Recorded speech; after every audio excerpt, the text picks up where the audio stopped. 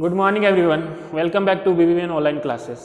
हम class 12th में पढ़ेंगे इंटरफेरेंस ऑफ लाइट। तो इंटरफेरेंस एक वेव फिनोमेना होता है। जैसे क्लास 11th में अपन ने पढ़ा था साउंड का इंटरफेरेंस, क्योंकि साउंड एक वेव होती है तो साउंड अपने को इंटरफेरेंस दिखाता है। वैसे लाइट भी वेव होती है तो लाइट का भी इंटरफेरेंस होता है। तो लाइट के इंटरफेरेंस पे जाने से पहले अपन पढ़ेंगे principle of superposition of wave. तो principle of superposition of wave क्या होता है कि जब दो या दो से ज़्यादा वेव मीडियम के किसी पार्टिकल पर साइमल्टेनियसली रीच होती है तो उस पॉइंट पर जो रिजल्टेंट डिस्प्लेसमेंट है, उस पार्टिकल पे जो रिजल्टेंट डिस्प्लेसमेंट है वो उन वेव ने प्रोड्यूस किए इंडिविजुअल डिस्प्लेसमेंट्स के वेक्टर सम के इक्वल होता है।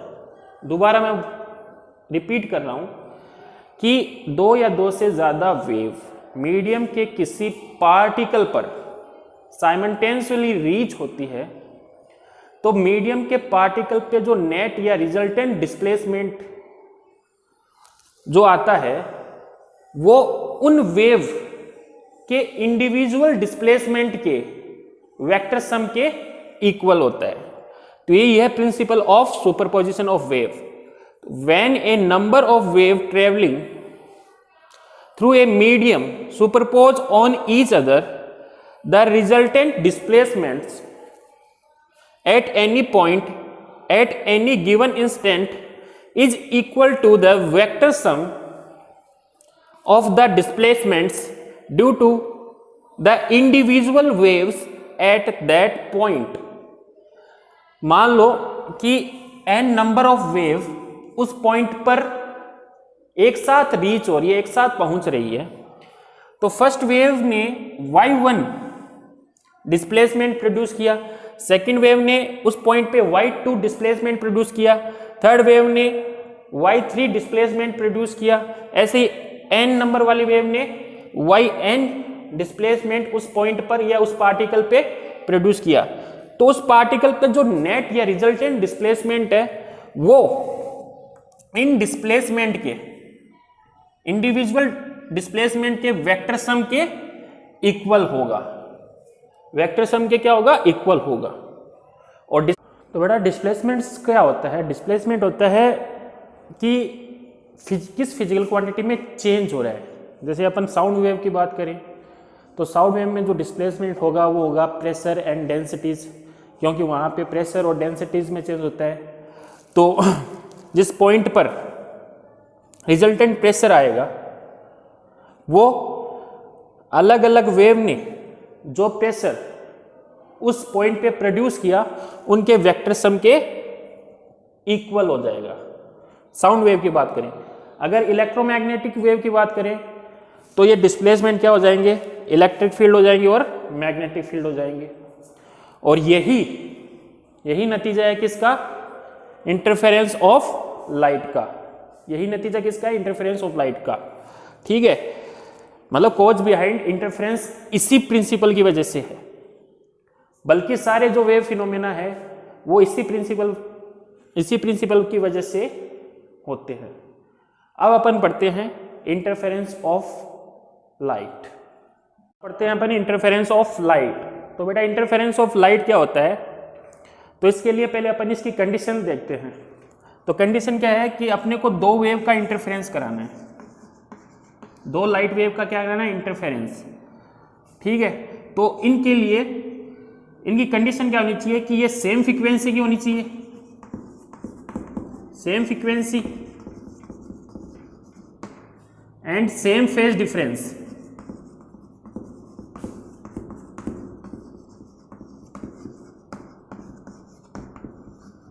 सेम फेज डिफरेंस और नियरली सेम डायरेक्शन में प्रोपेगेट होती हुई किसी रीजन में सुपरपोज हो रही है तो उसका नतीजा अपने को क्या मिलेगा? इंटरफेरेंस मिलेगा।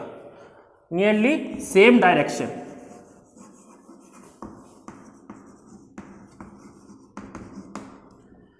सेम डायरेक्शन में प्रोपेगेट होती हुई किसी रीजन में या किसी पॉइंट पे सुपरपोज हो रही है तो उसका नतीजा अपने को क्या मिलेगा बेटा? इंटरफेरेंस। क्या मिलेगा? इंटरफेरेंस।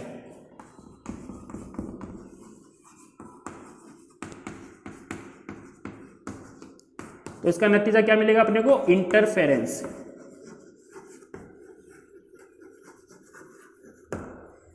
तो अभी इंटरफेरेंस को समझा नहीं है। इंटरफेरेंस की अपन ने कंडीशन बताई है। इंटरफेरेंस की कंडीशन क्या होनी चाहिए कि दो वेव होनी चाहिए, दोनों की फ्रीक्वेंसी और फेज डिफरेंस क्या होना चाहिए, सेम होना चाहिए, और सेम ही डायरेक्शन में जाती हुई किसी रीजन में वो सुपरपोज हो रही है या किसी पॉइंट पे एक साथ पहुंच रही है, तो वहां पर क्या होगा, इंटरफेरेंस होगा।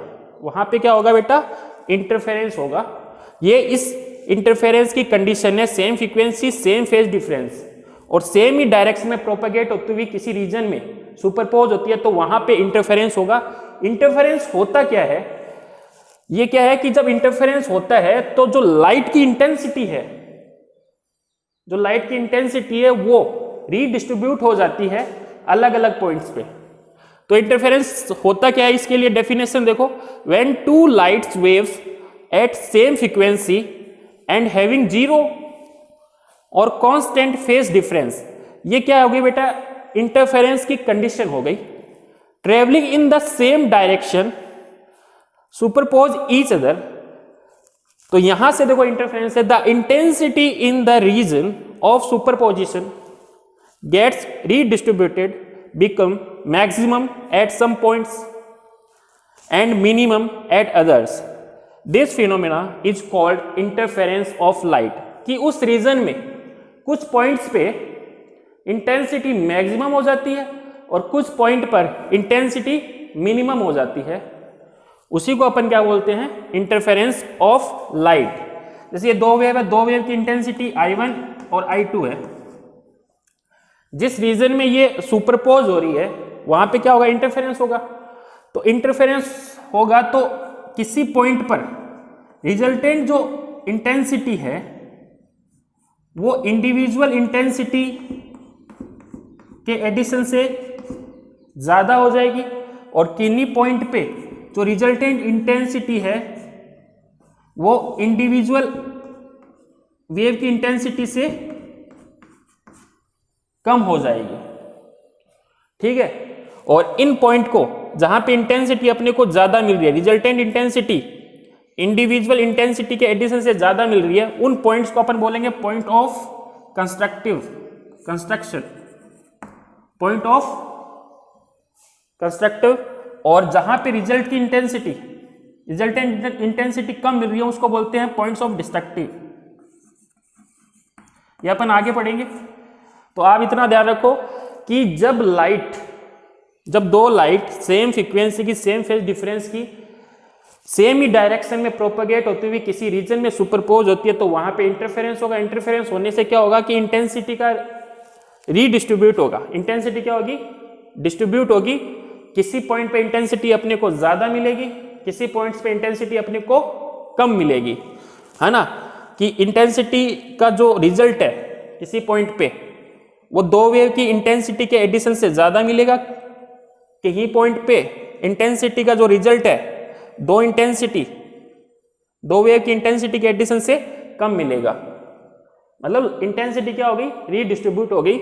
ऐसे फिनोमेना को अपन क्या बोलते हैं बेटा, इंटरफेरेंस ऑफ लाइट। आगे अपन इसका डेरिवेशन करेंगे जहां पे अपने को पॉइंट ऑफ कंस्ट्रक्टिव और पॉइंट ऑफ डिस्ट्रक्टिव का कंडीशन अपने को मिलेगी, वो अपन करेंगे नेक्स्ट क्लास।